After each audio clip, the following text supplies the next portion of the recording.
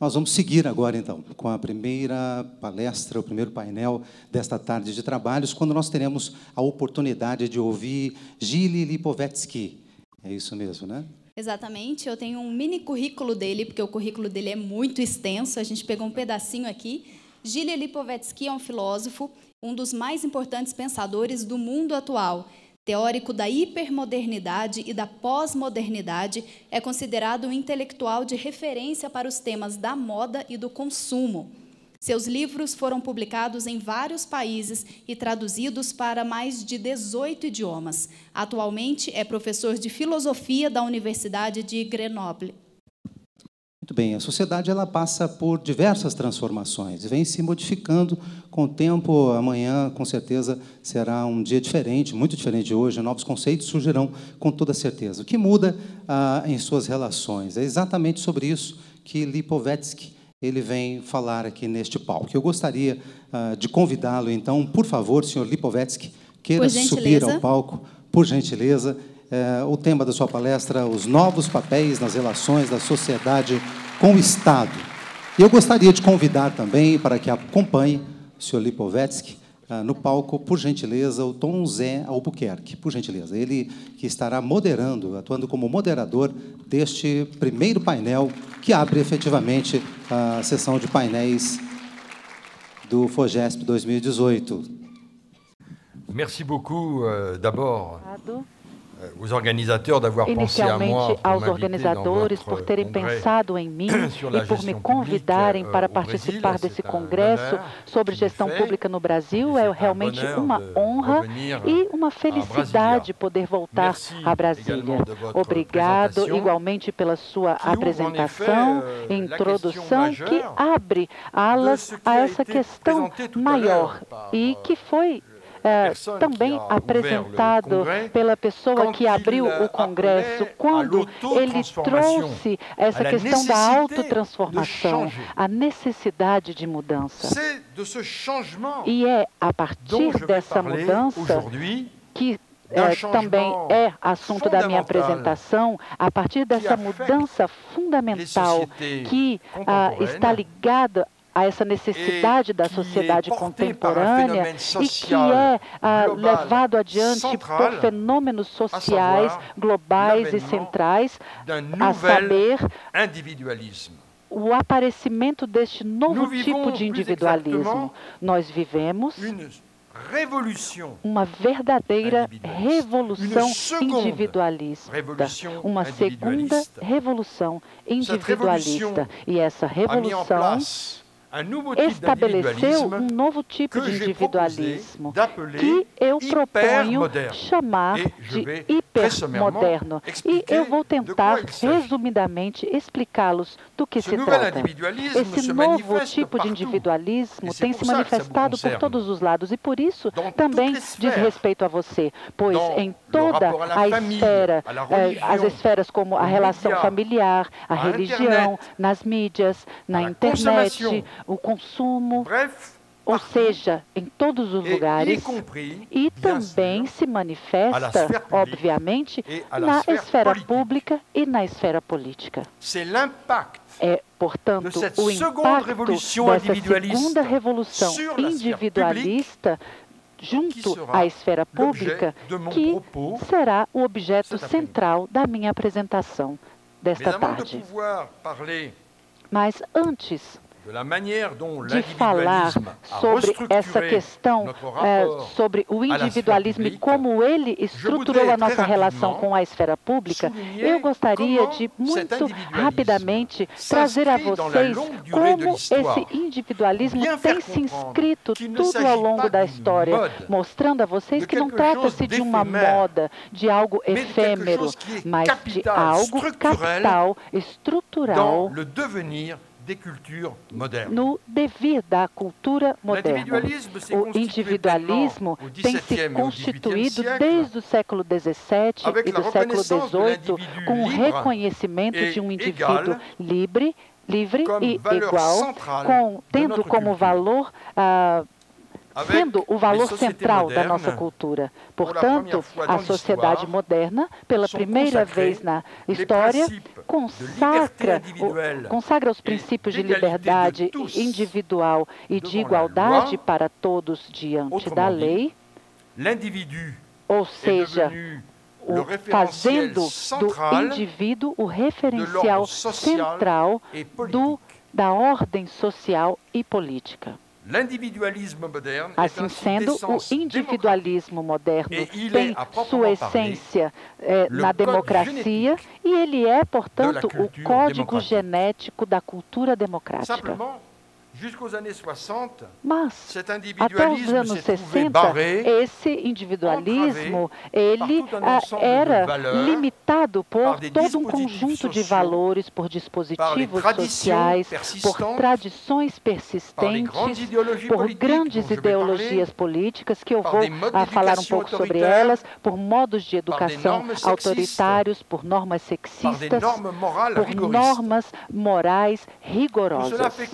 E tudo isso fez, e eu estou falando bem resumidamente, isso fez com que até o século XXI existisse um individualismo limitado, restrito, que foi predominante. A autonomia dos seres sistematicamente fechados, enquadrados pelas normas autoritárias, revolucionárias, conformistas, sexistas, familiaristas, onde a autonomia reconhecida era bloqueada ao mesmo tempo por todo um conjunto de dispositivos. Então, durante 2 séculos e meio, o coletivo continua trazendo tudo isso, associando ao elemento individual. E foi isso o que começou a mudar, pois nós vivemos essa segunda revolução individualista que agora institui um individualismo total, um individualismo hipertrofiado, ou seja, um individualismo que alcançou uma outra envergadura. E por quê? Porque os antigos freios, as antigas barreiras, frente a essa afirmação da autonomia individual, saltaram aos olhos. A primeira revolução individualista foi, falando bem resumidamente de novo, entre 1700 e 1900. Essa revolução construiu o individualismo moderno. Enquanto que a segunda revolução individualista, ou seja, depois de 1960, ela constrói um individualismo hipermoderno, com essa hipertrofia, ou seja, uma revolução que radicaliza ao extremo a afirmação da autonomia individual. Um individualismo, portanto, que pode ser chamado de autocentrado, ou seja, narcisista. E eu estou falando rapidamente, pois eu quero falar mais sobre a questão política, mas nós vemos que os traços característicos desse individualismo hipermoderno vocês conhecem bem, e são 4 tipos de culto. O culto hedonista, consumista, a paixão pelo consumo, que está impregnado em todos. Segundo, o culto psicológico e dos relacionamentos, isso na relação com os outros, na educação você precisa se expressar, mas você também precisa escutar, não representar um ar autoritário. Então as pessoas começam a fazer um trabalho psicológico em si mesmas para se transformarem, pois a cultura atual mudou profundamente com relação da época autoritária, pois existe um desejo de expressão pessoal, de também escuta pessoal, de reconhecimento pessoal, que se tornou fundamental. E, dessa forma, todas as organizações e as instituições buscam traduzir tudo isso, ou seja, é preciso escutar esse fenômeno que trouxe mudanças. As pessoas não querem mais apenas conquistar direitos políticos, direitos de igualdade, pois eles agora exigem o direito de serem escutados, de serem reconhecidos, ou seja, é uma mudança profunda nas culturas contemporâneas. Terceiro tipo do culto é o culto do corpo, que nos interessa menos hoje, mas que se dá a partir de todo tipo de práticas que buscam conservar o corpo, fazer com que o corpo se expresse, a melhoria pessoal, que busca a prevenção, que busca a saúde, e que são, portanto, práticas que também estão impregnadas de forma permanente mesmo, eu diria. E a quarta forma de culto, e isso aí está ligado a todos vocês também, é o culto à internet. Ou seja, não se pensa mais no indivíduo hipermoderno sem essa obsessão de estar conectado permanentemente nas redes sociais, e onde nós encontramos o que eu acabei de falar, essa vontade de ser reconhecido, de se expressar, uma vez que todo mundo se expressa atualmente nas redes sociais para receber um like. Então nós viramos drogados, adictos da comunicação digital, que traz em si uma nova relação, inclusive com as instituições. E eu também disse há pouco que essa revolução individualista se expressa em todas as esferas. Ela se manifesta na relação familiar, e tanto com as recomposições familiares, os divórcios, e atualmente o casamento gay, que agora também trouxe muitas mudanças nas relações familiares. Essa revolução está ligada igualmente nas relações com a vida religiosa. Vocês são um país onde existe um número considerável de conversões e estilos religiosos que são também uma manifestação deste individualismo, pois sabemos que mesmo as relações sagradas dependem de mim, sou eu que abraço uma religião, enquanto que antigamente, outrora, recebíamos a religião de nossos pais ou de nossos ancestrais. Nós temos, portanto, cada vez mais práticas religiosas como se aparecessem num menu, num cardápio, onde as pessoas podem escolher sua fé e a sua religião. Ou seja, a prática moderna não desenvolve tanto o ateísmo, ela desenvolve uma individualização com relação à religião, que se tornou um negócio pessoal. Ou seja, cada um se considera como alguém que tem o direito de crer e de praticar segundo ele acredita. Ou seja, é uma transformação sem precedentes em termos de relação com o sagrado. O individualismo hipermoderno se manifesta em todos os lugares, completamente em todos os lugares, não somente na família, na religião, mas na relação ligada ao consumismo, à moda, à alimentação, ou seja, isso domina em todos os lugares, esse cardápio de opções, a hiperescolha. Assim sendo, e agora eu passo a um outro assunto, essa lógica da hipermodernidade individualista, ela está sendo igualmente trabalhada nas relações dos indivíduos que estão incluídos na vida pública, na esfera pública. E é agora este ponto que eu gostaria de desenvolver com mais detalhes. O que mudou no mais profundo? Agora não temos mais grandes utopias coletivas. Ou seja, existe uma ruptura presente. Todos os grandes sistemas ideológicos que marcaram estruturalmente a modernidade política, e eu falo depois do século XVIII, como a Revolução, o Socialismo, a República, o Comunismo, o Socialismo, fascismo, todos esses sistemas perderam o essencial de sua credibilidade. Ou seja, não acreditamos mais. Não acreditamos mais nesses grandes sistemas.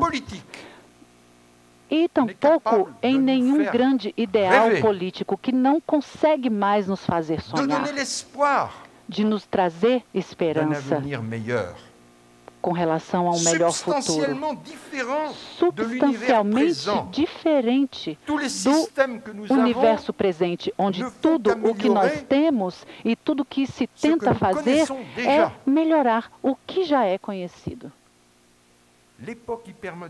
A época hipermoderna é essa do fim da fé nos grandes sistemas políticos da modernidade. Os modernos pensaram que a política mudaria o nosso mundo e que seria pela política que nós conseguiríamos mudar a vida dos homens. Essa época já passou. A revolução, o comunismo, a nação, o progresso e mesmo a Europa. Todos esses ideais coletivos não fazem mais vibrar os corações, não suscitam mais entusiasmo coletivo. Não conseguem mais mudar o mundo. E agora vemos uma história cortada em duas partes. E como os socialistas gostavam, ou seja, fazer com que aquele grande mito, o homem novo dos marxistas, ou seja, todos esses promissores projetos estão por água abaixo.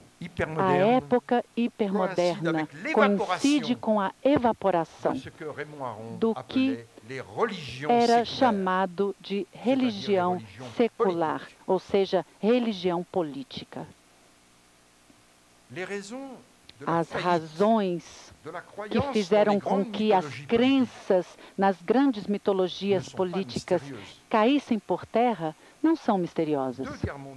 Duas guerras mundiais, os horrores do nazismo e do comunismo, tantas questões, tantas atrocidades, ainda mais temos a poluição, o aquecimento global, o conjunto de catástrofes. Tudo isso está na origem do desinvestimento com relação ao político. Ou seja, não queremos mais investir ou acreditar no político.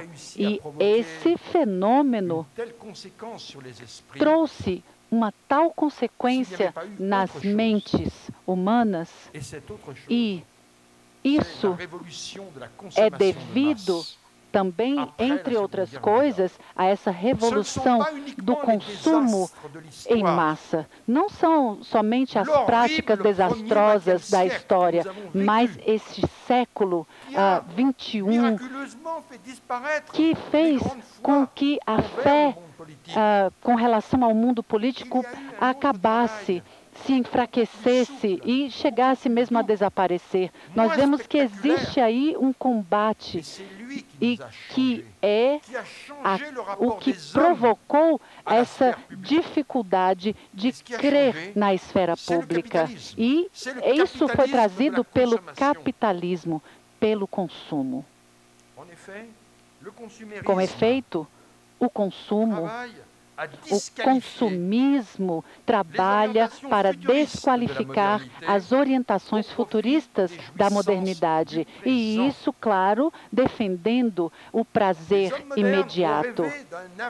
Os homens modernos sonharam com um futuro que vai além de toda a questão do presente, sempre se pensando no futuro. Ou seja, o objetivo principal era o futuro. E o que faz o capitalismo do consumismo? Ele tem como eixo essencial o agora, aqui e agora. Ou seja, é o tempo de aproveitar, gozar do presente e não pensar no amanhã. O universo consumista instaura a primazia do bem-estar e da felicidade pessoal, em detrimento do coletivo. E com o aumento deste novo individualismo levado pela sociedade hiperconsumista, vemos uma nova razão de vida centrada no presente dos indivíduos, que arruinou a fé nas grandes ideologias políticas, ou seja, o universo do consumo arruinou com os grandes sonhos que tínhamos de construir um mundo radicalmente diferente. Ninguém mais acredita nisso. Então, esse desamor maciço com relação aos grandes ideais políticos está ligado a essa supervalorização da vida individual e dessa procura por uma felicidade individualista. O que as pessoas querem agora? Eles querem viver melhor aqui e agora, e não mais daqui a 2 gerações. É agora que queremos viver. É preciso ter isso claramente. É esse universo consumista, materialista, hedonista, que assumiu um caráter coletivo a partir de uma adesão coletiva que tem modificado a lógica da história. Assim sendo, dentro da revolução consumista, nós vemos o crescimento dessa individualização. E por quê? Porque arruinou as suas obrigações em termos de renúncia própria. Ou seja, a partir dessa laicidade, ela trouxe uma religiosidade, porque as pessoas agora começaram a pensar num sacrifício por causas coletivas, pelo progresso, pela república, pela nação. Isso era proclamado como ideal, mas agora vemos que, na realidade, o coletivo trouxe isso com alguns outros tipos de morais. Ou seja, uma moral visando uma educação e que trouxe o declínio de grandes ideologias políticas, porque isso veio de uma forma mascarada. Então, isso fez com que esse consumismo trouxesse, apesar dessa moral, um novo consumismo que está deslocado, se desprende dessa moral toda, uma vez que ele busca a maximização do bem-estar privado e dos interesses individuais. O dever, os imperativos de obediência incondicional aos partidos políticos, ideais de abnegação, de renúncia, de sacrifício em prol da política, ninguém mais fala sobre isso, ninguém mais quer isso. E com o hiperindividualismo, todo o que nós tínhamos em termos de moral, de sacrifício em nome da história, se apagou. O único trio, agora só triunfa o princípio da autonomia individual e a procura por essa felicidade privada. E não é tudo. Pois, com o enfraquecimento dos grandes sistemas políticos e essa onda de hiperindividualismo, vemos que transformações de fundo apareceram, e isso com relação à participação na vida democrática. E aqui eu estou entrando mais nos detalhes.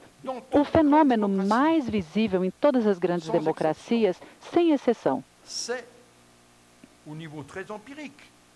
dá em nível empirismo. Vocês podem ver o número de abstenção eleitoral. Isso desde 1980 em todas as democracias ocidentais, os cidadãos estão se abstendo E isso tem se desenvolvido. E, ao mesmo tempo, vemos evoluir uma grande volatilidade eleitoral, o que fez com que, em 30 anos, o nível de abstenção dos jovens tenha praticamente dobrado. Eu peço desculpas por trazer um exemplo francês, mas isso acontece na América, em outros países da Europa e, sem dúvida, no Brasil. Mas nós vemos que um francês a cada 2 se abstém de votar nas eleições. Ou seja, eles não têm mais interesse, eles dizem, não vou votar. Desta forma, é importante sermos precisos, pois não se trata de um desinteresse absoluto, pois existe uma minoria de cidadãos que não vota nunca, mas é uma minoria. E aí está o fenômeno individualismo, porque cada vez mais as pessoas votam às vezes.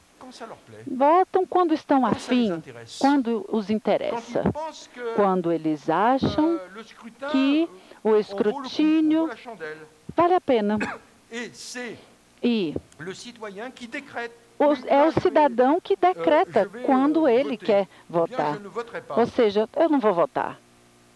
Não quero votar. Então, não existe em lugar algum uma mobilização sistemática, o que quer dizer que o cidadão não se interessa mais pela vida política. Eu acho que isso não é totalmente verdade, porque é mais complexo. Isso existe, mas não é o fenômeno mais importante, pois o fenômeno maior é a individualização dessa relação com a eleição, que não se tornou mais um dever. É mais ou menos como se, eu vou tratar as eleições como um consumidor. Se me interessa, eu voto. Se não me interessa, eu não vou votar. Ou seja, é uma cidadania consumista que caracteriza o hiperindividualismo, uma cidadania de tipo consumista. Claro, nós vemos os programas políticos na televisão, às vezes eles até têm alguma audiência, mas para a maioria das pessoas, como vocês sabem, as pessoas veem a televisão assim para ver, olha como ele cortou o cabelo, ela fez um lifting, olha, você viu como ele falou, você viu como ele respondeu, nossa, é um espetáculo, é um show. E, claro, isso pode interessar os cidadãos até mais que o debate de fundo sobre os argumentos e os programas de governo. Então, a relação com a política agora está sendo tocada por uma novidade que é muito radical. E eu vou usar um exemplo. Vocês sabem que houve um programa que tem muito sucesso na televisão, que é o Big Brother. Então, esse programa trouxe vários tipos de discussões e as pessoas falavam muito mais do Big Brother na época das eleições que dos programas políticos. Isso aconteceu inclusive na Grã-Bretanha. E os jovens, claro, uma vez que precisavam votar para eliminar os candidatos desse jogo na televisão, eles votaram mais para que as pessoas participassem ou não desse programa do que votaram nas eleições. Ou seja, o mundo midiático mobiliza muito mais os cidadãos que o mundo eleitoral. O que muda igualmente, claro, além de vários outros fatores, é a relação dos cidadãos com os partidos políticos. Nós vemos que isso muda não somente com relação às eleições, mas também com relação aos partidos políticos. Nós vemos que uma nova forma de cidadania política tem se afirmado, que diz respeito a uma falta de interesse pela coisa pública e que acaba vendo que os partidos não exercem nenhum poder sobre os cidadãos. E esse fenômeno é muito interessante, pois está totalmente ligado com o individualismo contemporâneo, que coincide com identificações políticas e, por conseguinte, faz com que os cidadãos a cada vez mais se definam politicamente a partir de uma identificação que eles têm com o partido, ou seja, eu sou de direita, eu sou de esquerda, mas eles são cada vez menos os que se identificam como aderindo plenamente um partido político a partir das ideias estabelecidas. Então, nesse âmbito, nós vemos uma subjetivização da cidadania que progride. Então, vemos cada vez menos cidadãos que dizem: eu estou de acordo com a totalidade do programa de um partido. Então, qual é a atitude? Eles dizem: sim, eu estou de acordo com isso, mas essa individualização mostra que a pessoa não conhece de verdade. Eles só dizem: sim, isso é legal. Mas se eles escutam outros dizerem: não, eu não gosto disso, aí eles: sim, eu também acho que não é muito bom. E nós vemos aí que, por exemplo, nos anos 60, quando a pessoa era um comunista, ele era obrigado a conhecer a completude do programa, senão ele era considerado como um traidor. E hoje existe uma volatilidade, uma individualização dessa relação com os partidos políticos. As pessoas podem dizer: eu gosto disso, mas eu não gosto disso. E esse fenômeno traduz o empoderamento do cidadão com relação aos partidos. Ou seja, o partido pode fazer propostas e o cidadão pode dizer: eu estou de acordo com isso, mas não estou de acordo com isso. E é a mesma relação que nós vemos com a religião. Os católicos praticantes, eles dizem: eu sou católico, mas eu não estou de acordo com o Papa. Sim, isso é novo. Como você é católico, mas não está de acordo com o Papa? Sim, eu não estou de acordo com o que ele diz sobre tal e tal ponto. Ou seja, os cidadãos são árbitros agora. Eles não têm mais a obrigação de assumir o bloco de questões ligadas a um partido político. E isso são características ligadas à hipermodernidade. Ou seja, isso não está ligado somente a essa falta de interesse completo, de se abster de tudo. Não. Então, os cidadãos agora, eles tendem também a hesitar, ou seja, a esperar até o último momento para tomarem uma decisão nas eleições. Nós vemos isso nas pesquisas. Nós perguntamos às pessoas 2 dias antes das eleições: então, o senhor vai votar em quem? Não sei. Eu vou ver. Sim? Mas como o senhor vai fazer isso? Quando eu for lá, na hora de votar, eu me decido. Então, isso mostra um desprendimento às doutrinas mais sólidas. Eles falam: não, eu não sei, eu vou ver como vai ser. Ou seja, isso atrai nossa atenção, é um fenômeno, e isso acontece em uma forte proporção que é crescente. Os cidadãos hesitam, eles não sabem exatamente o que eles querem, quem vão votar, e às vezes até 1 hora antes de irem votar. Essa incerteza, essa perplexidade cidadã traduz o fraco poder de atratividade dos projetos políticos. É isso. A política se transformou num setor que seduz cada vez menos os cidadãos. Porque como eles não se sentem atraídos por tal ou tal coisa, tudo bem, eu vou votar, mas eu nem sei em quem. Ao mesmo tempo, assistimos uma grande queda no número de pessoas que aderem a partidos políticos e a sindicatos. E o fervor quase que religioso, apaixonado, que animou os militantes de outrora, se evaporou.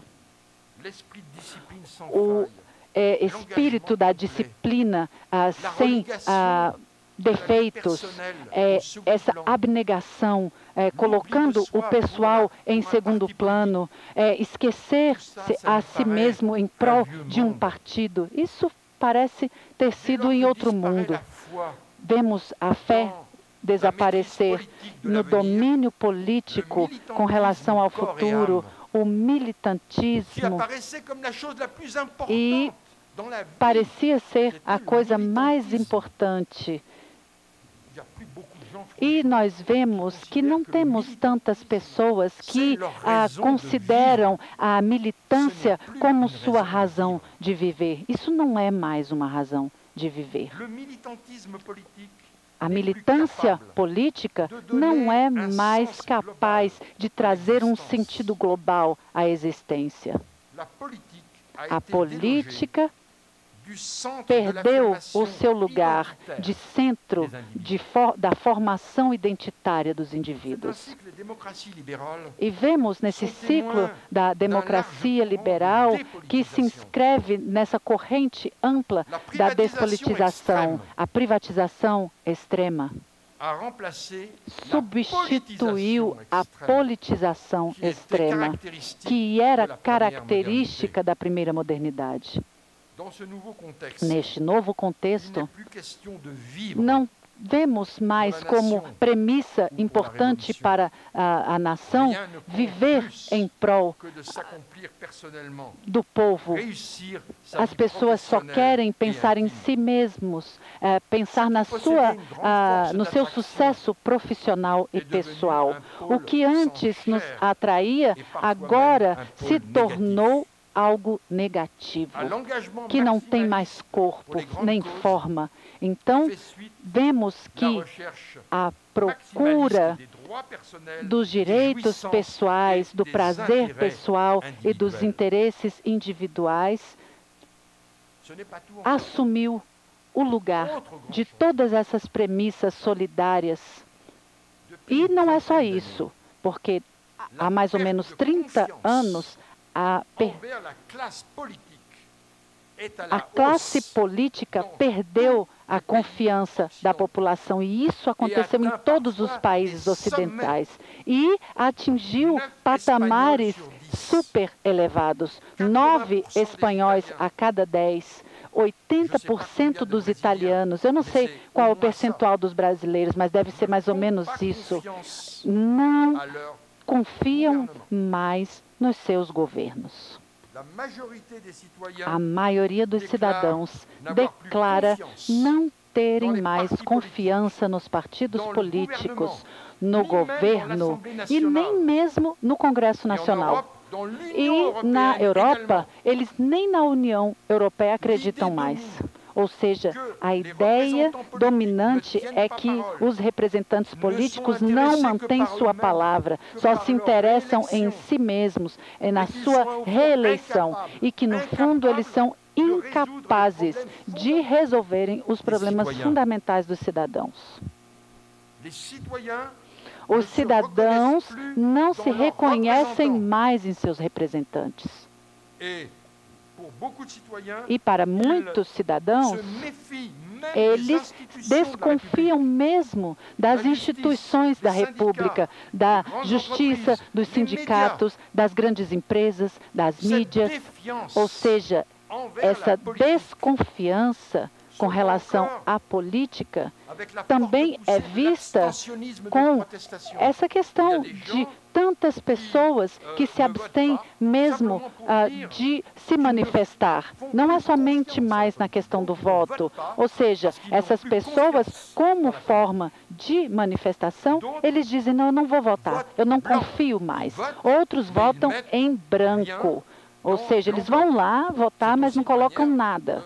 É também uma maneira de mostrar a sua desconfiança com relação à política. E um novo fenômeno que é bastante interessante é que muitos cidadãos agora votam contra e não mais a favor.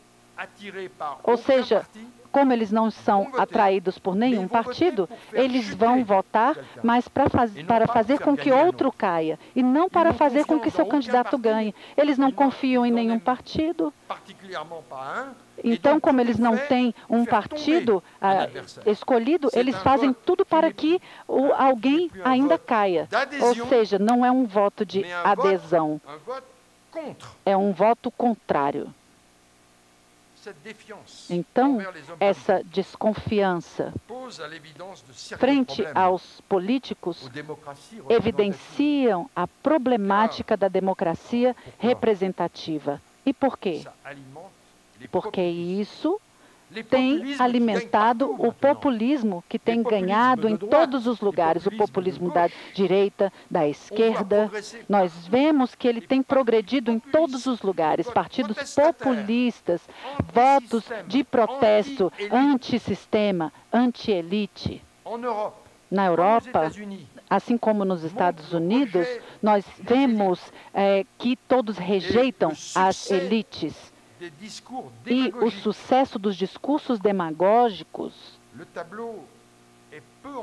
são por conta disso. Vemos que os dados não são encorajadores. E isso faz com que o populismo cresça com relação a essa crise econômica e ideológica. É isso que faz com que o populismo aumente, porque as pessoas, os cidadãos, não confiam mais em nada. Então, o partido político que vem denunciando as elites políticas, vamos votar, então, para neles. E a crise de confiança também atinge a mídia, a imprensa, a televisão, a rádio.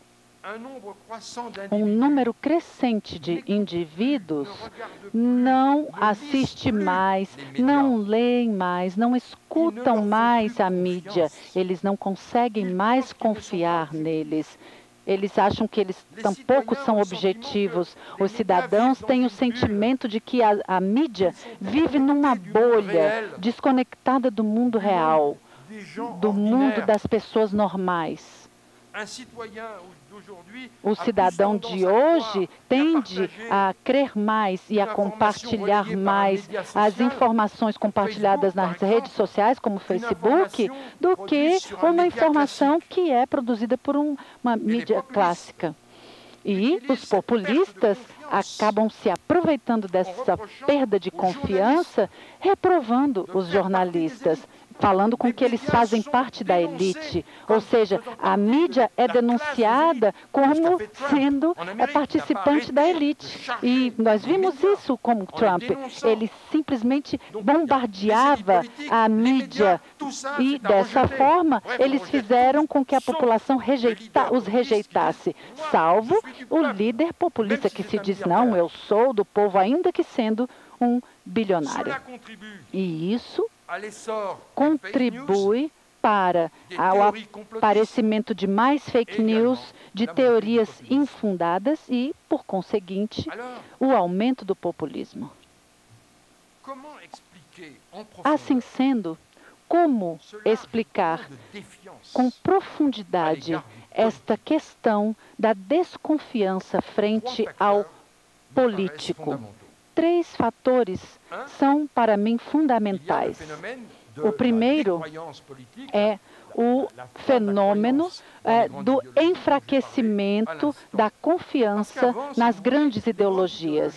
Porque antes, as grandes ideologias faziam com que tudo fosse desculpado. Diziam, não, mas, por exemplo, com relação à mídia, não, mas eles dão informações meio cruzadas, mas a fé na política, a fé cega, fazia com que tudo fosse desculpado. Mas agora, como não acreditamos mais nos sistemas políticos, nós vemos que não há como acreditar, uma vez que os políticos fizeram com que isso se enfraquecesse. E, dessa forma, as grandes ideologias políticas e sua ruína trouxeram, ao mesmo tempo que essa desconfiança, uma consciência crescente nos cidadãos. O segundo fator, que é bem importante, é o crescimento fortíssimo do capitalismo, isso com relação ao Estado, com um novo sistema capitalista, ou seja, hiperliberalismo, onde o Estado tem cada vez menos poder para resolver os grandes problemas. Vemos a cada vez mais que existe o sentimento de que a política é impotente, não consegue mais controlar as coisas, é o mercado que comanda.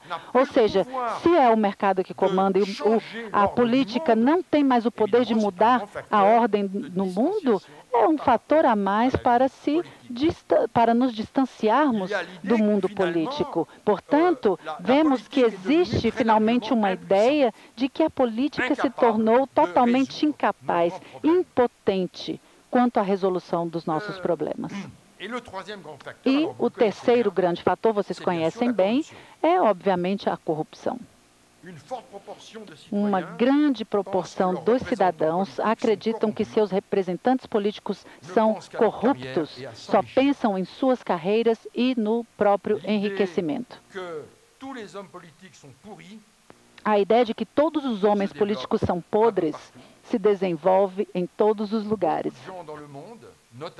Várias pessoas no mundo, inclusive no Brasil, consideram que os responsáveis políticos são bandidos, são ladrões, são seres miseráveis e corrompidos.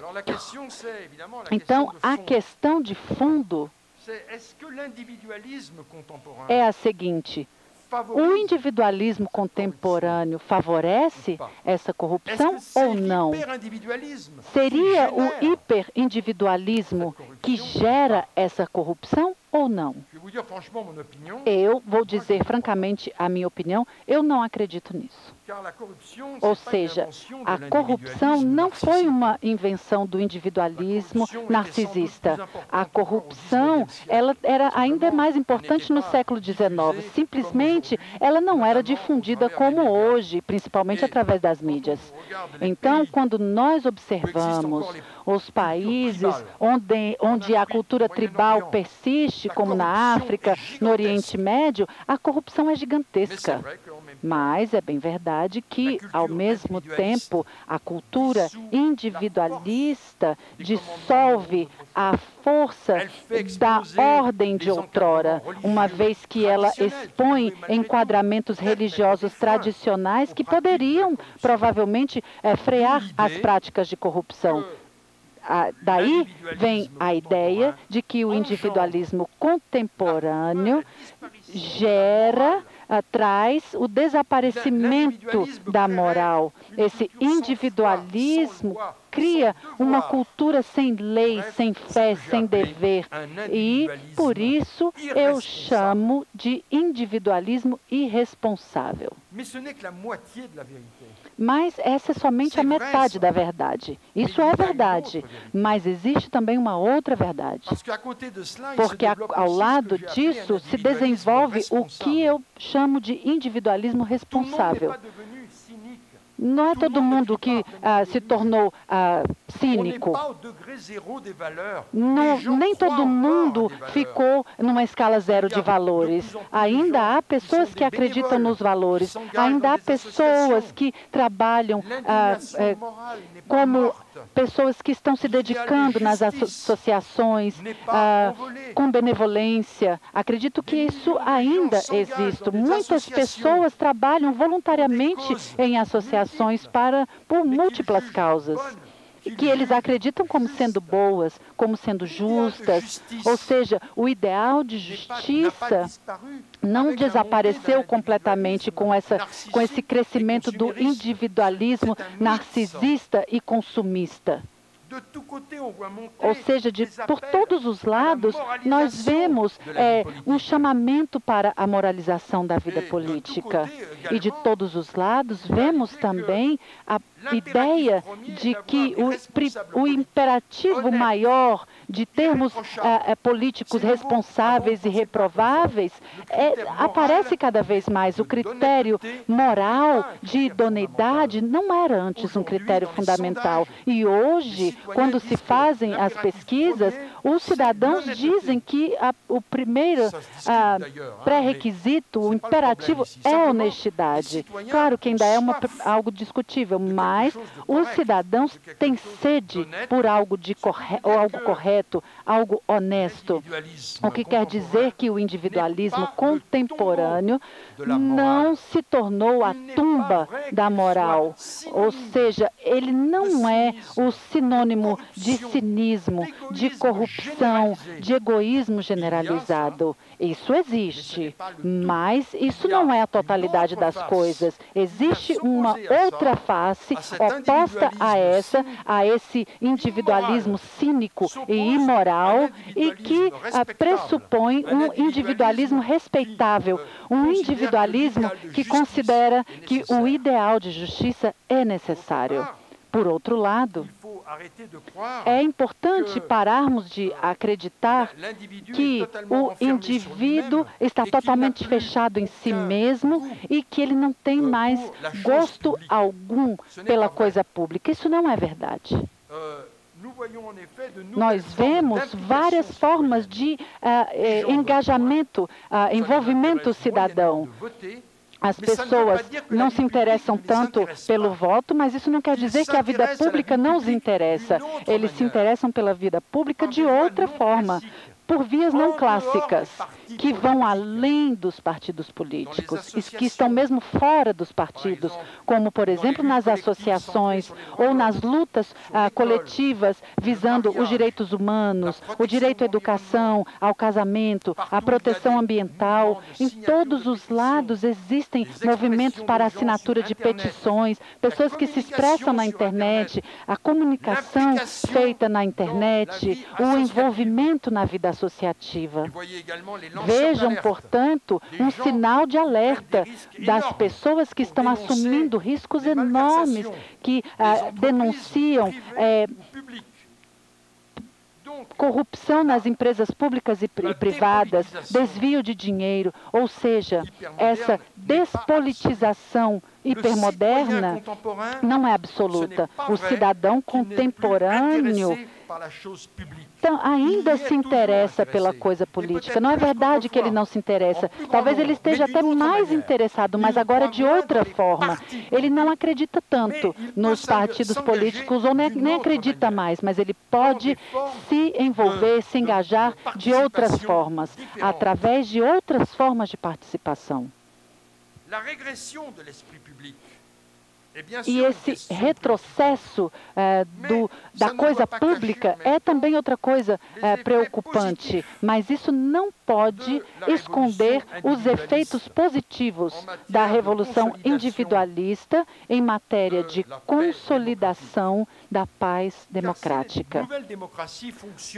Pois, se a nova democracia está funcionando sem um comprometimento cidadão forte, os seus princípios de fundo não serão contestados. E até o momento nós tivemos democracias fragmentadas, meio que rasgadas. Ou seja, existia uma paixão política, mas as coisas ficaram muito mal com as guerras, com o fascismo, com o nazismo. É apavorante o que aconteceu. Existia um comprometimento muito forte, mas hoje em dia não é mais assim. Esses comprometimentos não são tão fortes, mas as democracias são contestadas de uma forma muito interessante, pois nós vemos que a vida democrática tem encontrado uma nova forma de agir. Mas, apesar de tudo, não podemos ser ingênuos, pois a nuvem negra tem aparecido e tem se multiplicado.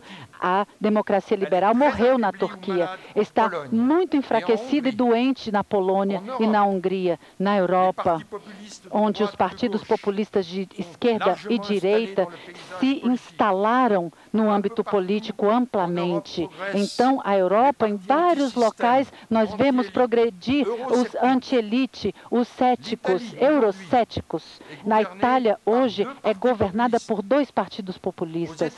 Nos Estados Unidos, Trump ganhou as últimas eleições tratando os mexicanos como ladrões e estupradores.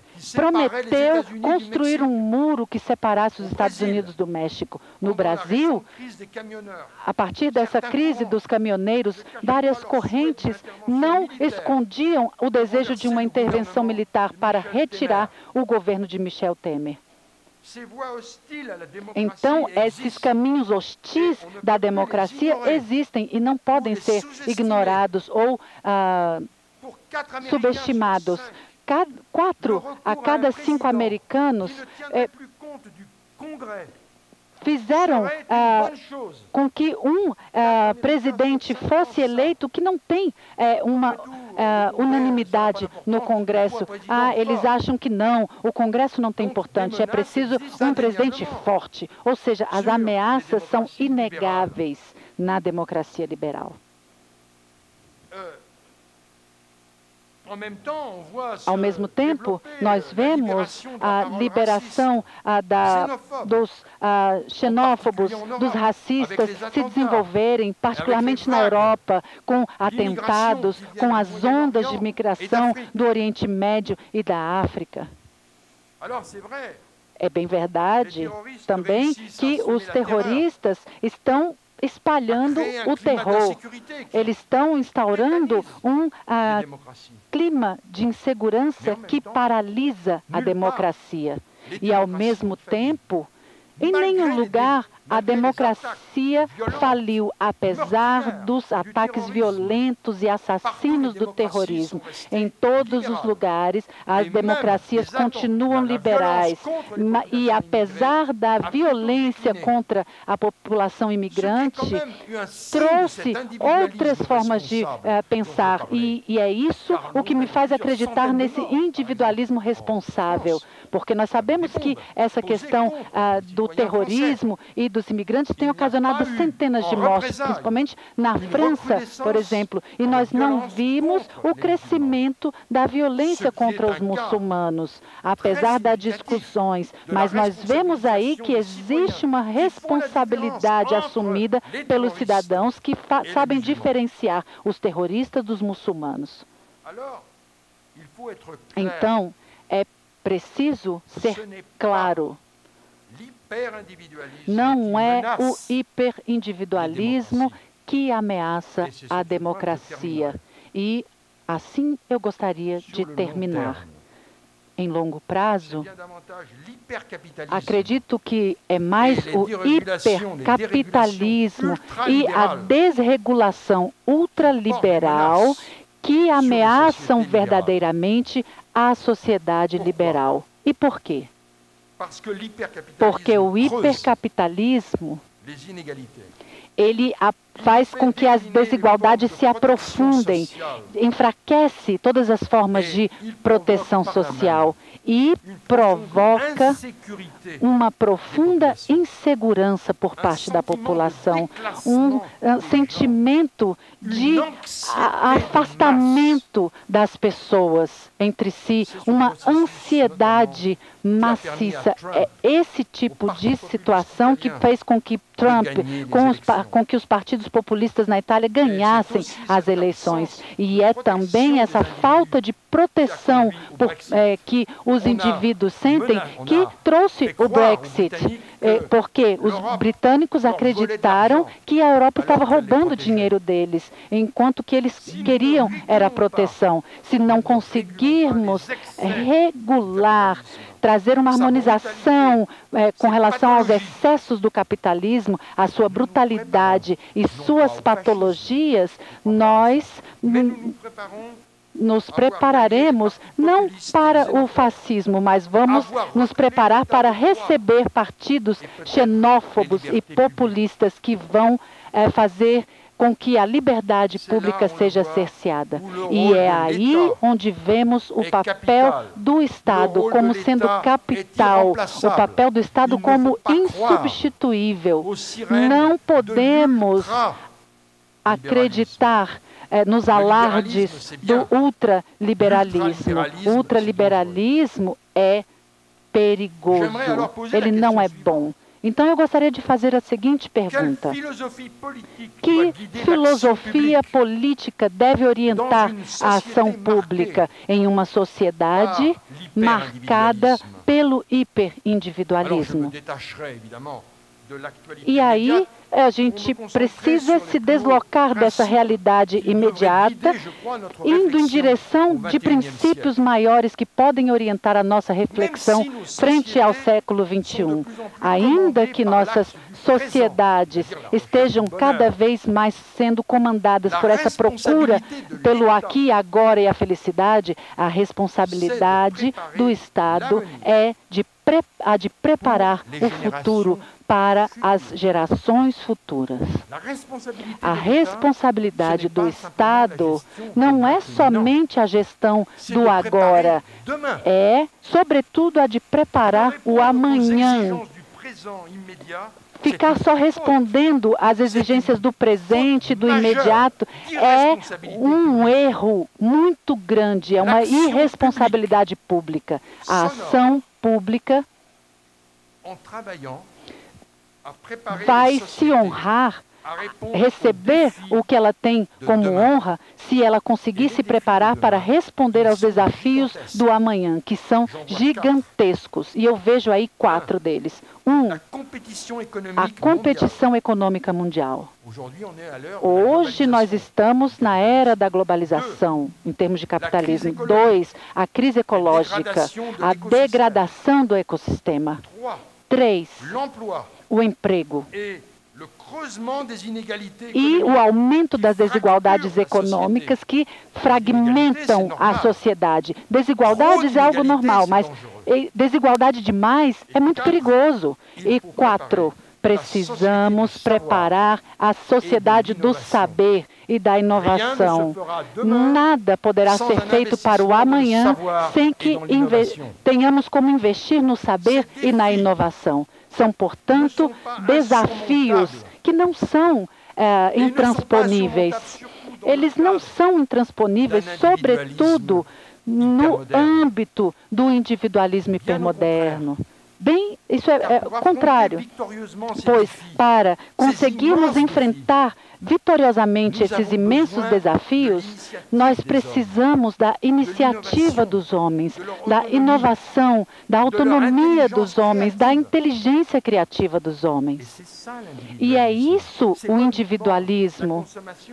Não é somente o consumismo, é também a autonomia, a iniciativa das pessoas. E para que isso aconteça, eu já vou terminar, nós precisamos de uma política de liberalização da economia, obviamente, mas também precisamos de política de proteção social em matéria de trabalho, de saúde, de desemprego e também políticas fortalecidas em termos de educação, de formação profissional, de reciclagem e também de reciclagem profissional. O imperativo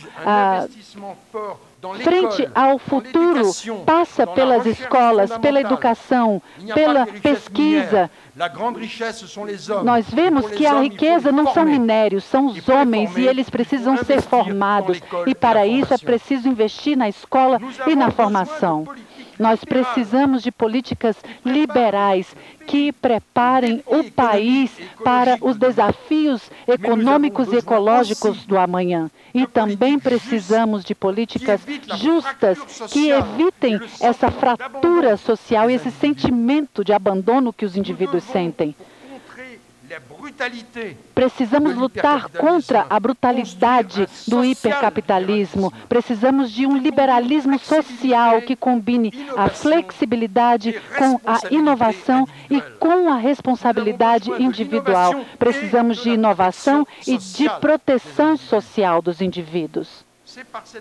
E é por essa via política que a ação pública poderá responsabilizar os homens, e não somente por lições de moral.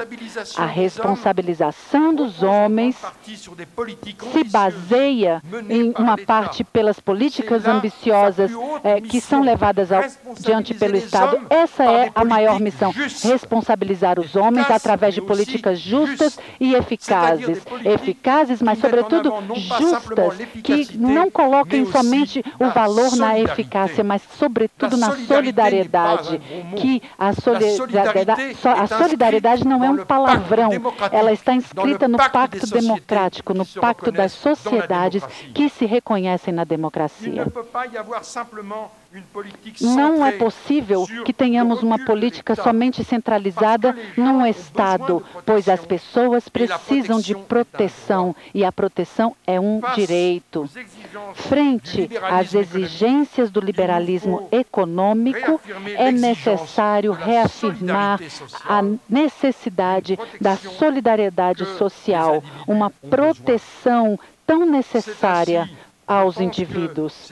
Assim sendo, eu acredito que é pelo que chamo de social-liberalismo que a ação pública poderá escapar do desgaste causado pelo hiperliberalismo e pelas ameaças do populismo que pesam sobre nós a cada dia mais, infelizmente. Muito obrigada.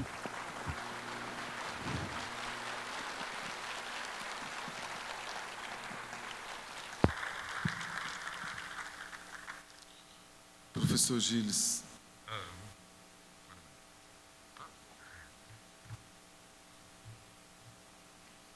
Creio que todos nós aqui estamos embriagados com... Ok. Creio que... Todos estamos embriagados com seu farto conhecimento aqui explorado. Eu estava lembrando aqui...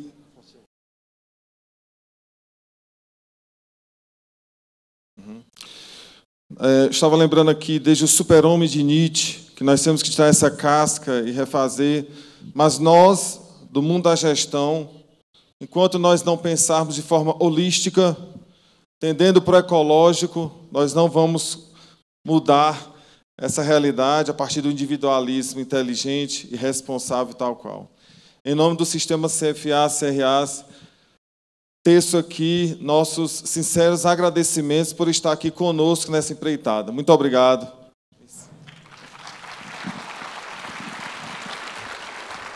Sim, senhor moderador, gostaria de, antes do senhor Gilles nos deixar, por favor, senhor Gilles, mais alguns instantes, por gentileza, por favor. Antes do senhor nos deixar, eu gostaria de pedir ao moderador dos trabalhos deste primeiro painel que entregasse ao senhor, por gentileza, uma lembrança, uma oferta do CFA. Por favor, senhor moderador, se o senhor puder fazer essa entrega.